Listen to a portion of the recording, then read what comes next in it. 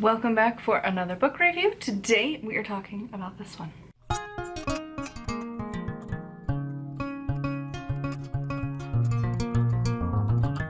So this is Wisdom of the Natural World, Spiritual and Practical Teachings from Plants, Animals, and Mother Earth by Granddaughter Crow. So this is an introduction to shamanism, and I never know how to say the word, animism, that word, yep, where everything has a spirit, like Pocahontas from Disney, remember those days? Yeah, that song, that concept, and then just plain old earth spirituality. So it goes over the basics of how to connect with the world around us, the plants, the rocks, just kind of, again, earth-based spirituality. Not necessarily pagan, a bit more into the more shamanistic-ish kind of mentality. It's not really tied to any particular religion, but just kind of more earth-centric. There's bits and bobs for like the seasons and the moon and all of that jazz. She is from, I think she said she was Navajo, and I can't remember the other place.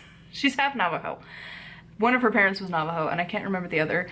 I feel like it was like England or something really random. To be honest, I'm not 100% sure, but that's where the Granddaughter Crow comes into play, is from the Navajo Nation. So I gave this one a 3 out of 5 star. Honestly, this just was not for me. I'm not into shamanism at all. And so like when you're reading a book that you don't have any interest in, when the writing is just not your speed, it makes it that much worse.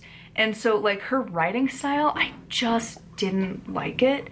And so if I'm already not enjoying the voice of the author and then the topic isn't something I care about, it makes it a really rough read. Because there's been plenty of books that I don't necessarily care about the content, and I'm like, even one that I just recorded, I was ready to hate the book.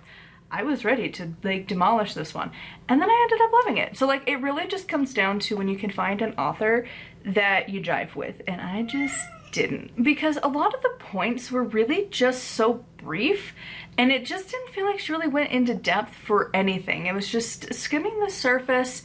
And again, like I feel like there's better books out there if you're interested in more of a shamanistic practice, into more just earth-based spirituality. Like there's plenty out there, and like by the time we get to the end with the seasons, it's just the basics. It's the wheel of the year, the cycles of the moon that we always talk about, right? Like it's the same stuff. There was nothing new to it, really.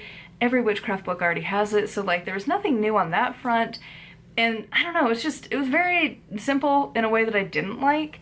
So needless to say, I don't think it was for me. I think it might be for somebody else though. So if you are interested in shamanism and earth-based spirituality, this might be a good starting point for you. Just be aware that the writing voice may or may not be your thing. I found it pretty boring, and like the pacing I just didn't love.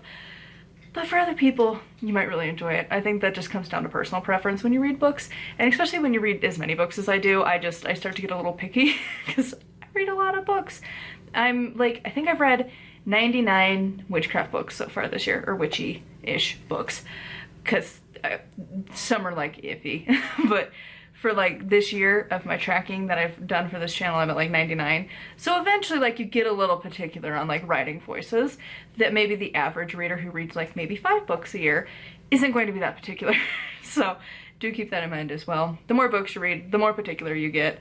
That's just the way of the game. And also if you're in the field too, you also get a little more particular. So anyways, I think it's just, I'm not into shamanism and earth-based spirituality, and it wasn't presented in a way that caught my interest, but maybe to somebody else it will totally be your jam. So anyways, I'd love to know your thoughts in the comments down below. A huge thank you to my patrons. If you would like to support me and get access to exclusive content such as other like book reviews, I have my audiobooks there, and I am going through my own witchcraft things that I am studying over there every Saturday pretty much. So if you want to check that out, it is patreon.com/nightwillowcrafts. Make sure to like, comment, and subscribe. I post every single day. And until next time, thank you so much for watching, and blessed be.